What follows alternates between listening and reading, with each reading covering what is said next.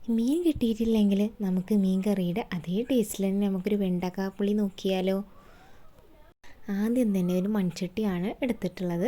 അതിലേക്ക് കുറച്ച് ഓയിൽ ചേർത്ത് കൊടുക്കാം. എണ്ണ നന്നായിട്ടൊന്ന് ചൂടായി വരുമ്പോൾ അതിലേക്ക് 1/2 സ്പൂണ് ഉലുവ ചേർത്ത് കൊടുക്കാം. ഇനി ഇതിലേക്ക് അതൊന്ന് പൊട്ടി വരുമ്പോൾ കുറച്ച് കറിവേപ്പില ചേർത്ത് കൊടുത്ത് ഒരു 4 വെണ്ടയ്ക്കയാണ് ഇപ്പോൾ ഞാൻ എടുത്തിട്ടുള്ളത്. അതും അരിഞ്ഞ് ഇതിലേക്ക് ചേർത്ത് ഒന്ന് വാട്ടിയെടുക്കാം. ഇതിൻ്റെ ഒപ്പം തന്നെ നമുക്ക് ഒരു 3 പച്ചമുളകും കൂടി ചേർത്തിട്ട് നന്നായിട്ടൊന്ന് ആ എണ്ണയിലിട്ടിട്ട് ഒന്ന് വാട്ടിയെടുക്കാം.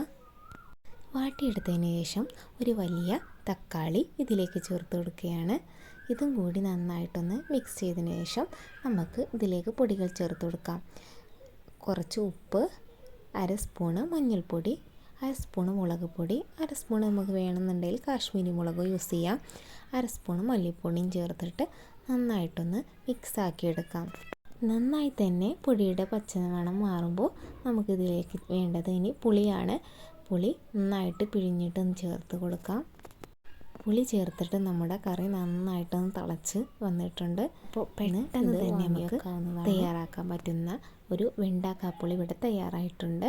അപ്പോൾ നല്ല ടേസ്റ്റാണ്. മീൻ കറിയുടെ അതേ ടേസ്റ്റ് തന്നെയാണ് നമുക്ക് ഈ കറിക്ക് കിട്ടുക. അപ്പോൾ എല്ലാവരും ഒന്ന് ട്രൈ ആക്കിക്കോ വേഗം. അപ്പോൾ നമ്മുടെ ചാനൽ ഇഷ്ടപ്പെട്ടാൽ ഒന്ന് സബ്സ്ക്രൈബ് ചെയ്യുക. അപ്പോൾ ഓക്കെ.